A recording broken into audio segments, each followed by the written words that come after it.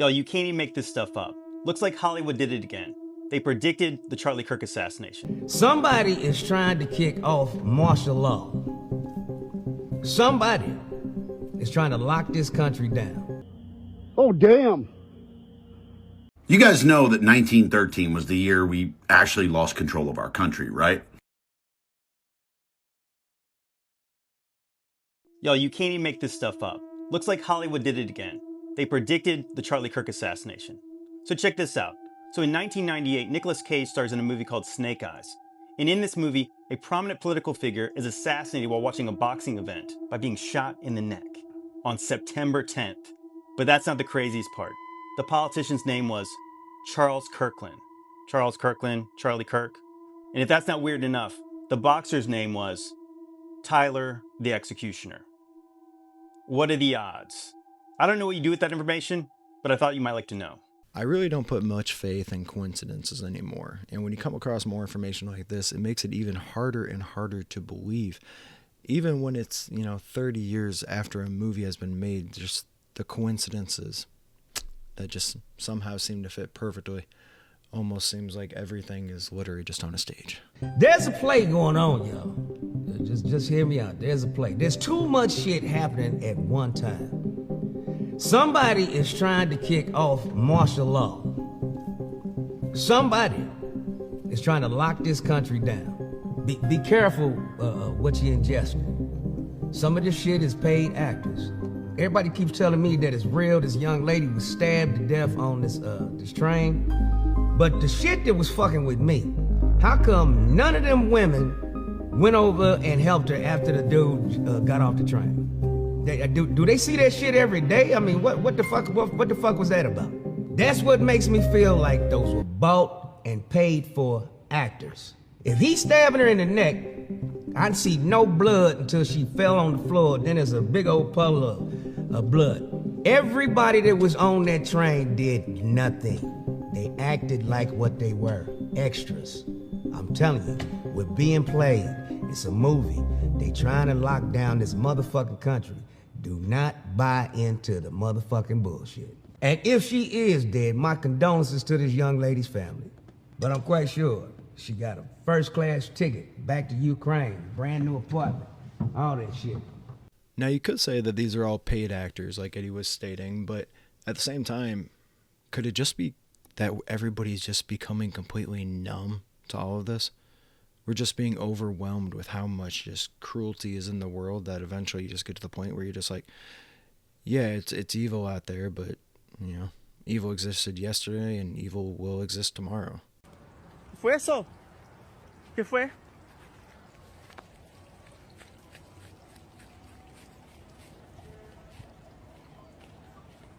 Wow, ¿eso qué es?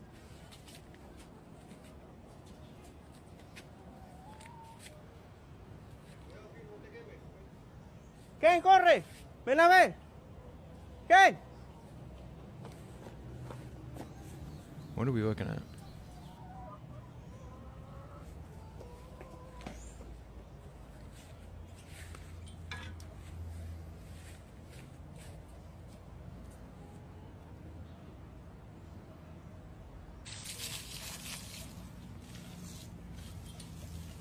Más agua.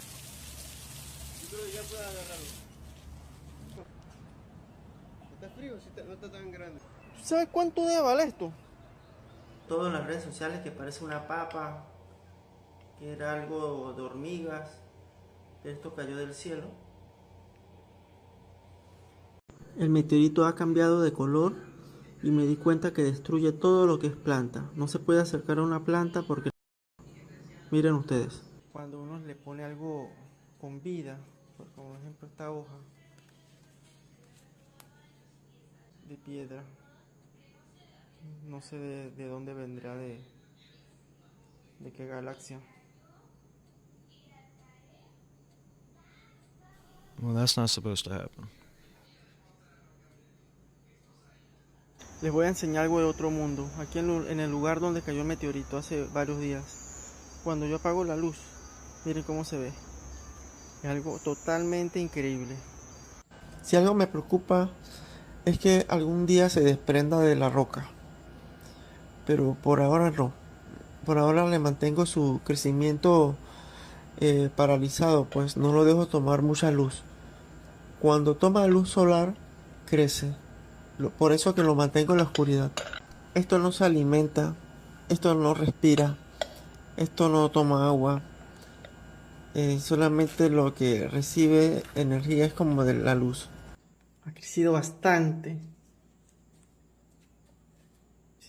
Ha cambiado de color. Ya ha crecido bastante. A pesar que no lo he sacado al sol, ya ha crecido bastante y puedo sacar pedazos y se lo puedo enviar.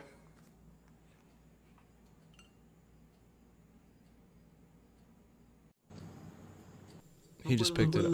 Puedo dormir, pero no me siento tampoco agotado. Lo que quiero es que se mueva bastante. Es que a veces cuando se mueve bastante.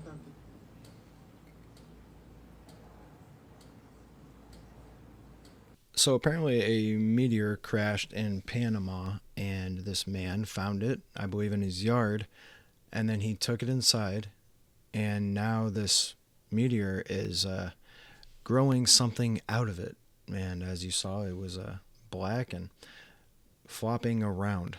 And a lot of people are equating this to like venom in some way, but this is not normal, I would say. I'm not sure if this is fake. I mean, you could fake something like that probably, but there are newer videos that make it a little bit more tangible. But also he picked it up with his fingers and just put it into that container. And it looks like he is also cut off samples of it and sent it all over the world. So my thing is, if there is only one of these that has ever landed here, what is the chances that somebody would have it just land in their yard? Or is it that there would be many of these and they could potentially land it anywhere, and who knows how big they are now? Once again, that's even if any of this is even real.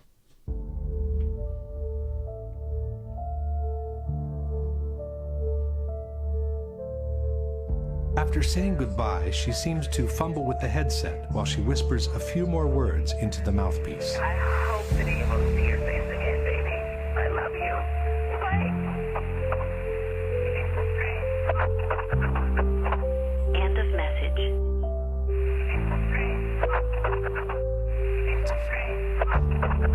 Even by playing the segment several times, it remains difficult to hear anything different from the words, "It's a frame."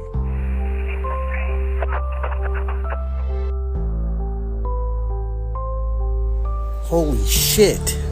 C.C. Lyles was a police officer and a detective for 6 years before becoming a flight attendant? That seems backwards. You don't usually go from cop to flight attendant unless you're an undercover cop. And just like the Challenger astronauts, you're pumped right back into society with a new name, maybe even the same name. Or maybe she wouldn't cooperate, so they had to get rid of her. And as she left the phone, she whispers, "It's a frame," like a good cop. In any case, the problem with the phone calls does not change. The cell phone calls confirmed by the FBI in their reports cannot have been made from the cruising airplanes. Someone has to explain where they came from. 911 by a passenger who had locked himself in a lavatory where airphones are not available. The second is a call placed by flight attendant C.C. Lyles to her husband, who later described his surprise in receiving a call from her cell phone in a television interview. Once the phone got disconnected, then I sat up in the bed like, it was like I just woke up. I'm like, was that a real call? So I looked at the caller ID and noticed that it was a call, and it was from her cell phone. And I'm like, okay, wait a minute. How can she call me from on the plane from a cell phone? Because cell phones don't work on the plane. That's what I'm thinking. Next we went up to 4,000 feet. Then Company B's phone stopped working at 4,000 feet. And when the aircraft rose to 6,000 feet, Company A's phone also became useless. At 8,000 feet, none of the three cell phones worked anymore. No service on A, no service on B, no service on C. In other words, at an altitude of 35,000 feet, cell phones would have been totally useless. There is another problem besides altitude that makes calling from a cell phone unthinkable from a cruising airplane, and that is speed. Calling from an aircraft with a cell phone would be like calling from a car traveling at 500 miles per hour. The connection would continuously need to be transferred from one receiving station to the next, and then to the next, and again to the next. The transfer procedure between two receiving stations is called handoff, and it relies on continuous triangulations between the receiving towers in order to establish the exact position of the caller. As the mobile unit approaches the handoff zone, the first tower senses the weakening of the signal and prepares to transfer the call to the second. When the second tower senses the signal is strong enough to take over, the handoff procedure is initiated. If everything goes well, the call is rerouted into the system by the new receiving station. But the speed by which an airplane approaches and crosses over the handoff zone is so high that the towers wouldn't have the time to complete the handoff procedure. The call would be dropped, and the person would need to dial the number from scratch. If one considers the altitude and the speed problems combined, it should be clear that the chances of having an actual conversation with a cell phone from a cruising airplane are practically nil. And even 10 years after 9/11, people who try to use their cell phone from cruising altitudes are bound to get the same results. Goodbye, she seems to fumble with the headset while she whispers a few more words into the mouthpiece. I hope to be able to see your face again, baby. I love you. Bye. If you haven't looked into 9/11 at this point, you really should. And don't just go off the mainstream narrative. Actually, look into it. And the more you come across, the more you're gonna really start to question not just the narrative, but your government. And that's the last thing they want, but that's what more people really need to start doing, is start questioning the narrative and looking at everything kind of like a puzzle, figuring out what happened here and then what followed.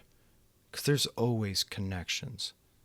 And, well, just look what happened right after 9/11.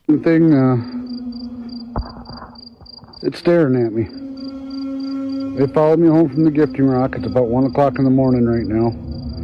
I think I don't know what to do. But they followed me home, and it is absolutely staring at me right now. Have a look.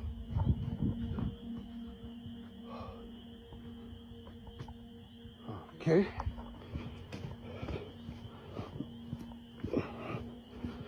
Get the other side.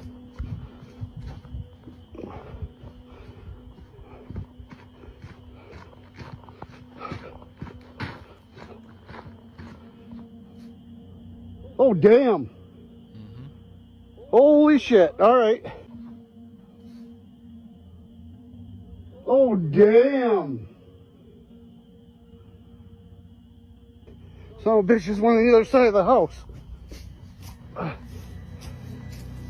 Oh. What do you do in a situation like that? Like, do you honestly just go back inside and just try to go to bed, even though it's most likely right above your bedroom? And why do people not carry around like good flashlights? Like, I have one of these in my bag, and this thing literally lights up my entire room. And outside, it could light up my entire yard if I used it. I just don't see why people come out with these itty-bitty dinky flashlights that can barely see anything. Drives me crazy. But what do you guys think that was? Leave your comments. If you like what you're seeing, please leave a like and a subscribe. Some parts were given to the Palestinians, some parts were given to Israel, some was split half and half. Hey, I want to show you something, okay? I'm going to show you something that I think can help you contextualize what's going on around you. This is an international world atlas published by Rand McNally. Here you go.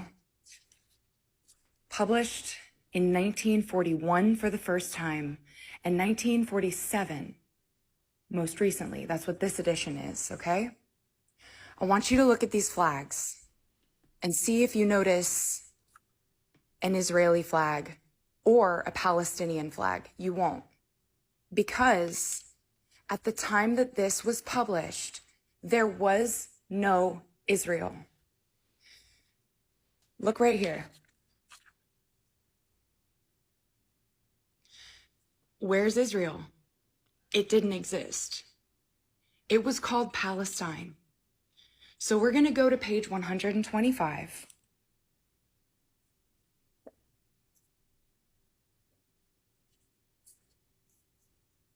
And we're just going to take a look. Okay? Palestine. Now, I want you to look at the names of the towns. They're all in Arabic.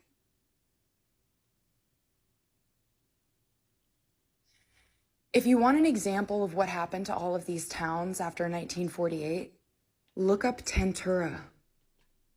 It was a fishing village that was depopulated, forcibly, ethnically cleansed, okay? You don't see the West Bank here, do you? Because this is Palestinian territory, all of it. Palestine. And yes, you're gonna see Judea here.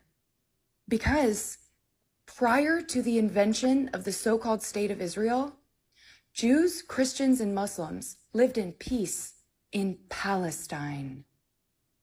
This is not Palestine versus Israel. This is just facts that most people just don't know. So do with that what you will. You guys know that 1913 was the year we actually lost control of our country, right? Oh, and just for historical context, World War I started in 1914. I mean, look, I'm sure that was a coincidence, but let me just tell you all the things that were created in 1913. First, the Federal Reserve, which is neither federal nor has any reserves. It's basically a private bank that just controls all of our money. Second thing created in 1913 was the IRS. And I'm sure it's just a coincidence that it was created the exact same year that a private bank took over all of our money. Yeah, I'm sure it's a coincidence that that was the year they started taxing you. Like, you work, they print, and then you pay them back with interest. Yeah, that makes sense. The next thing created was the Rockefeller Foundation. Yeah, and let's be real, that was all about philanthropy. It's not like they took control of medicine, education, science, and basically the health of the world. I mean, let's be real, all they were doing was donating money. Yeah, it's not like they were buying control of everything. Oh, and that worked out so well, right? Because people are healthier and more self-sufficient than ever, right? Oh yeah, also in 1913 was the American Cancer Society. I mean, that sounds like a good thing, right? That can't possibly be bad. Except it was completely funded by extremely wealthy people. But even though it was a charity, they never really gave to anyone. No, they just took their money and invested in pharmaceutical drugs. Oh, and chemo. Yeah, instead of taking that money and investing in companies that were trying to find a cure, no, we'll just invest in companies that use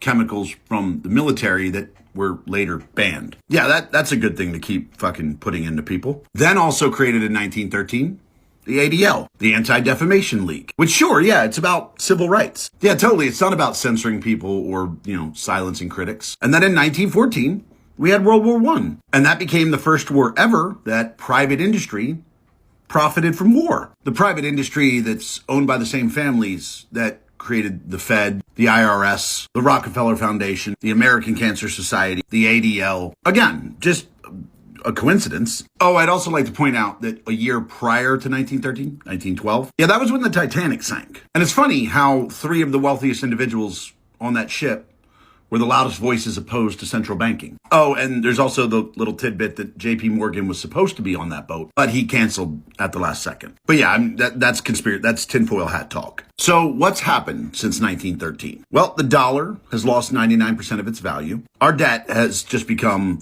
like a number that we ignore. Middle class getting fucked daily. War is now an industry instead of a conflict. Oh yeah, and your money isn't real anymore. Like, it's just not real. It's not backed by anything. It's just numbers on a paper that private bank prints. So guys, look, if you're worried about America being conquered or, a rebellion or it being taken over, I just want you to recognize that you're more than 100 years too late. That shit already happened in 1913.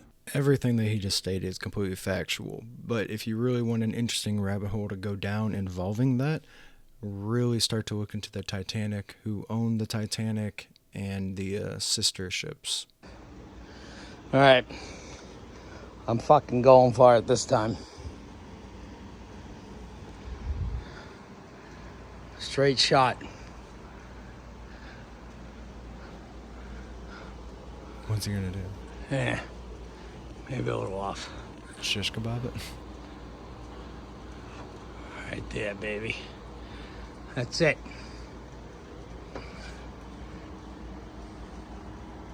Straight shot.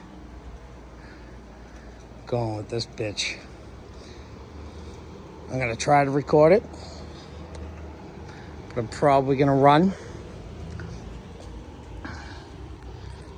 So here we go. Let me just break this stick.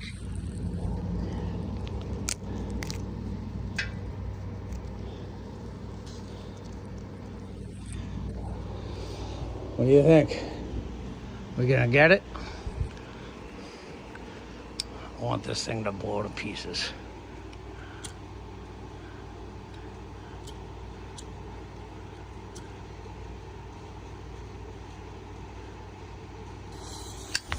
Oh shit.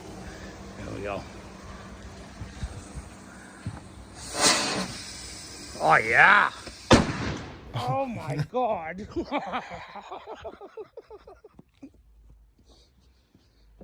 Oh my god. That thing's... I gotta get in. That thing is fucking gone. Well, I guess if you have a pest problem, you might as well have fun while doing it. Well, thank you for enjoying me, and I hope I'll see you on the next one. Thanks.